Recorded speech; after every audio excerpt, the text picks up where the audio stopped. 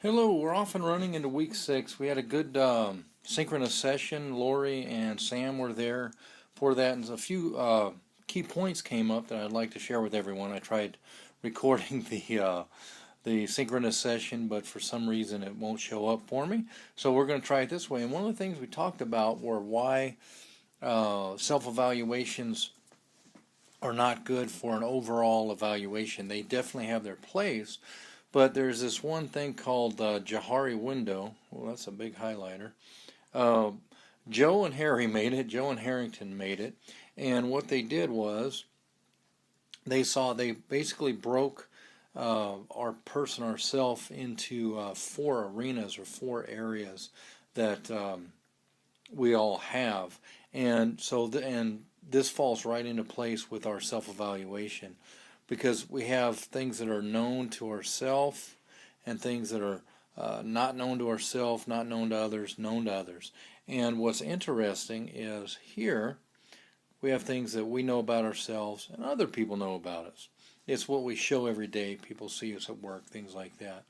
And then things that we know ourselves, others do not know about us. So there's some things that we may try to keep inside or keep personal, whatever that may be, different traits that we have that we can override when we're out at work or school or doing whatever that we do. And then one thing that's interesting is here we have things that are known to others, but we don't see it in ourselves. So those are those little idiosyncrasies that may just be on autopilot, or we just don't know that we have them, but other people see them. Sometimes this comes in through the way other people see us, through their own schema, things like that.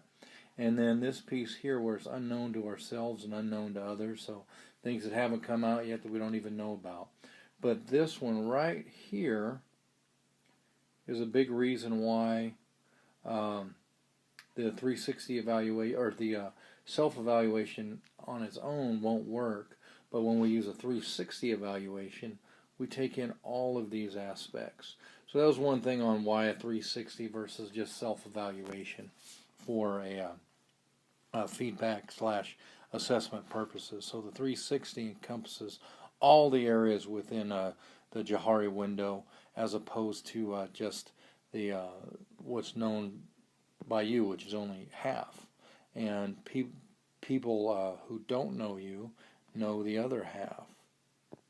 And then, of course, there's always that bit that nobody knows about, not even ourselves, but we're not really going to worry about that because that won't come up anywhere in it. So the Joe and Harry window, Johari window, is the big reason behind the need for 360s rather than just the self-evaluation.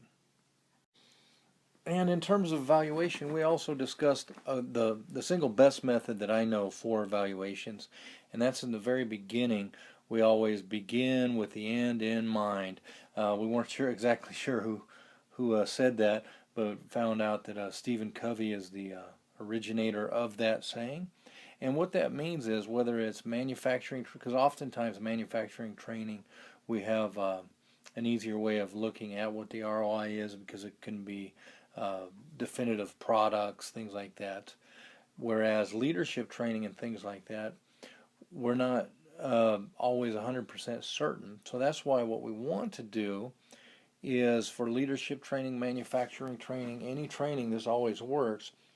In the very beginning, in the assessment phase, or if you use the ADDIE model, whatever model you use, but when you're initially assessing what needs to happen, we need to look from the perspective of begin with the end in mind, because when we do that, we're going to know at the end then what to evaluate and how we're going to get to levels 1 through 4. Because when we do that, when we begin with the end in mind, we already have a clear picture, so we can start building those assessments, evaluations right in the training program. And that's a hugely important piece, because when we do that, what we get is we get extreme clarity. Because if it's leadership, okay, these are the behaviors I want this leader to be able to display. And we had another conversation we're going to talk about in a second. But it allows you to pinpoint your evaluation and always circle it back to the end in mind, which is the most huge portion, because that's the reason for the training. And as we discussed more about beginning with the end in mind, what we also noted was that what is important is to every evaluation and everything to make it accurate, we have to begin with the end in mind, as we already know, and that leads us back to the purpose of our training and why of our training. So whether it's manufacturing, leadership, whatever it may be, it is always going to circle back to the purpose and the why, because there was an initial reason why the training was needed, because I highly doubt if anybody just wanted to spend money on training, so we always want to circle back to that initial purpose.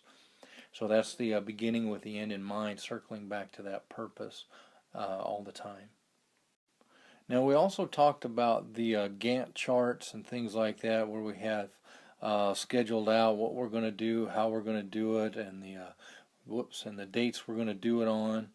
So maybe we'd have something out, but why was it important to schedule out and always look back at the evaluations? We took a look at the video and the announcements through Kirkpatrick, talked about with the lawnmower, but even more prevalent, things change. Things change often, so this data always gives us the opportunity to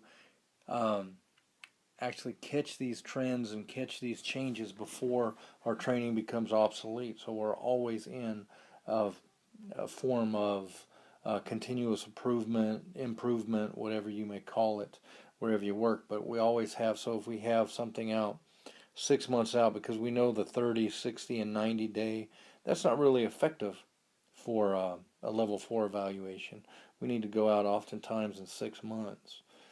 And if we have these evaluations set out in increments, we're always going to get that feedback back, and we're going to have that continual process improvement happening in our training improvement, so we never really get caught behind the curve, if you will, behind all the changes we're seeing as our data changes. So data quite often, maybe we'll see these and then it'll taper off, and then maybe if we start going down, we can catch that before we find that crash. Let's say in manufacturing, we have a product and we did our training and everything was good, so about 6 months everybody's trained and it starts to peak off, so our level of quality has gone up quite a bit, but then all of a sudden we see a downturn. When we see this downturn, if our eyes are still on the data, we can catch it before it hurts, because we never want to get back to this spot here where it is. And if it's leadership training, you know what, sometimes we fall back into old habits. So we want that 360, we want that continual evaluation, so we don't fall back into habits, because that can be human nature. So we create habits, but sometimes, you know what, we fall back into them. Or if there was new people coming in, we don't train them to the same specifications. Some things could be happening. So this will help us catch those times when we're falling back into habits. So instead of going down, we'll just continue to go right straight across, and we'll keep our momentum going. And that's important, so we're not falling back into old habits, whether it's leadership or manufacturing training. And in our discussions this week, our second discussion is actually a debate. So it's going to be that proverbial back and forth that happens during a debate. And what is interesting is that if you've already accomplished the readings, you saw people taking shots at the Kirkpatrick model, Kirkpatrick taking shots back at his naysayers.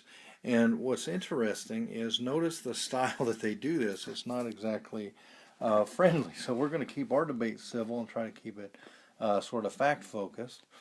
So enjoy this. Have some fun. Play the devil's advocate a little bit, and enjoy taking on that position.